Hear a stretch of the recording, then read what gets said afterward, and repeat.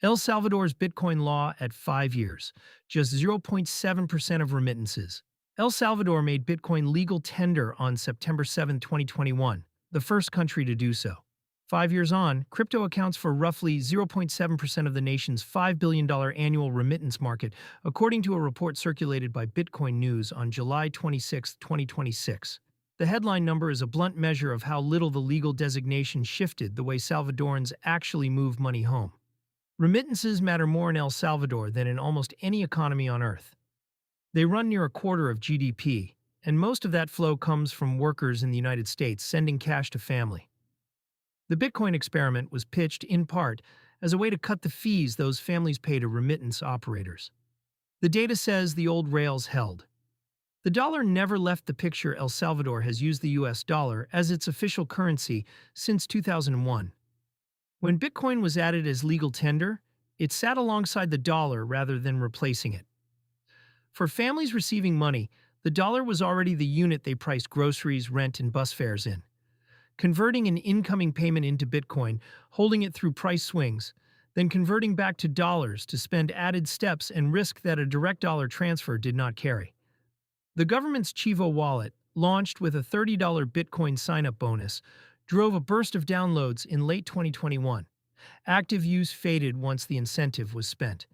A widely cited study by the U.S. National Bureau of Economic Research found that most people who downloaded Chivo stopped using it after claiming the bonus, and that only a small fraction of remittances flowed through it.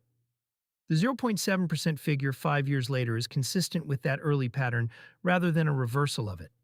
Volatility works against a payment tool. A remittance is a transfer someone needs to spend within days or weeks, not a long-term investment.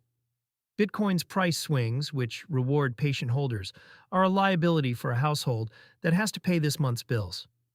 A sender who converts dollars to Bitcoin on Monday and a recipient who cashes out on Friday both eat spread and any adverse move in between. This is the same friction that pushes most real-world crypto spending towards stablecoins rather than Bitcoin. Dollar-pegged tokens hold their value between the send and the spend, which is why so many stablecoin payment cards and remittance apps route value through USDC or USDT rather than BTC.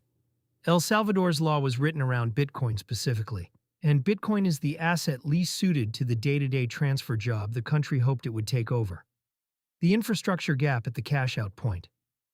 For a farmer in a rural department, the practical question is where a Bitcoin balance becomes spendable dollars.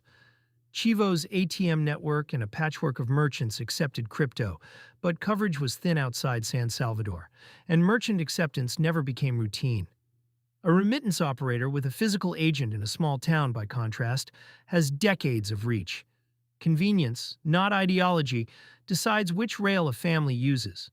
That cash-out problem is the same one crypto card issuers spend most of their engineering budget solving. Turning an on-chain balance into something a corner shop will accept is the hard part of consumer crypto, and it is where legal tender status offered no shortcut. Declaring Bitcoin legal did not build the last-mile network that would have made it convenient.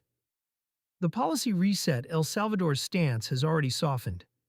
Under a $1.4 billion financing arrangement agreed with the International Monetary Fund in December 2024, the government scaled back the mandate. Businesses are no longer required to accept Bitcoin, tax payments in Bitcoin were wound down, and the state's direct involvement in Chivo was set to be reduced.